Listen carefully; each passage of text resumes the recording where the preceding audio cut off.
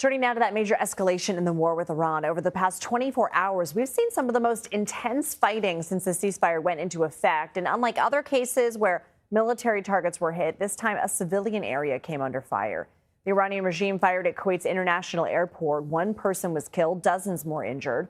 Iran says it was in retaliation for U.S. attacks on Iranian military sites, which the Pentagon described as self-defense. CBS News national security analyst and Marine Corps veteran Aaron MacLean joins us now. He's also hosted a School of War podcast. So, Aaron, can we still call this a ceasefire? Well, look, I mean, what you clearly have going on in the Persian Gulf and surrounding countries is a low-grade continuation of the war. We see this cycle play out regularly now over the course of the last few days. There'll be some sort of action tied to one side or the other's blockade. Of course, the United States is blockading Iran's ports. Iran is blockading the Strait of Hormuz itself. This time, the United States disabled an Iranian tanker making way to Iranian energy facilities to fill up on some of the oil that's piling up there. The Iranians retaliated. We struck sites in Iran, and in response to us striking sites in Iran, they struck targets or attempted to, including that airport in Kuwait. And then it sort of paused there. And that's kind of the key. It's this cycle has happened again, and there's a ceiling on the escalation each time, typically with the United States not responding to the last round of Iranian firing. How does this get more complicated when regional allies like Kuwait get pulled in? Well, I mean, from the Iranian perspective, the Kuwaitis are in the thick of it, right? They host American forces. They've been sort of part of the at least tacit coalition opposing Iran since February the 28th.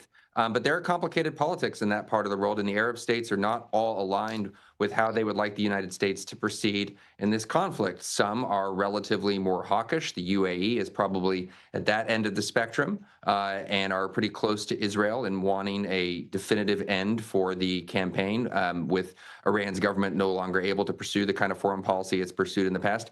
Other countries would like to see this over quickly. Oman, for example, maintains a relatively speaking, warm bilateral relationship with the Iranians. So you can see in a lot of these Iranian actions efforts to drive wedges and separate out different Arab states that one way or the other have provided at least some level of support to the American campaign so far. So, Aaron, we're hearing the president tell the New York Post podcast that the Iranians have agreed to not have nuclear weapons. He told the press today, basically, he was asked, you would go out and dig out the nuclear material. He said with them. He was asked, did you agree to that? And he said, depends on the day. What are you going to be watching for? And how do you read the tea leaves in terms of what the president is saying about how negotiations are going?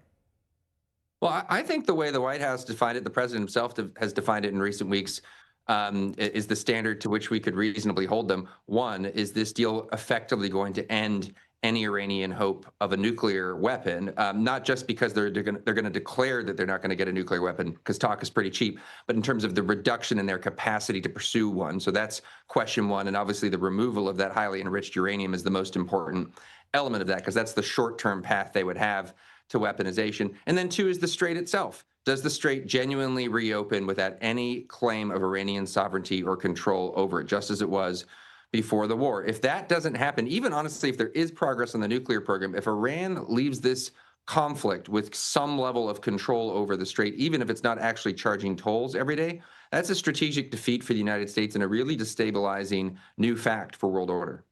Aaron MacLean, thank you.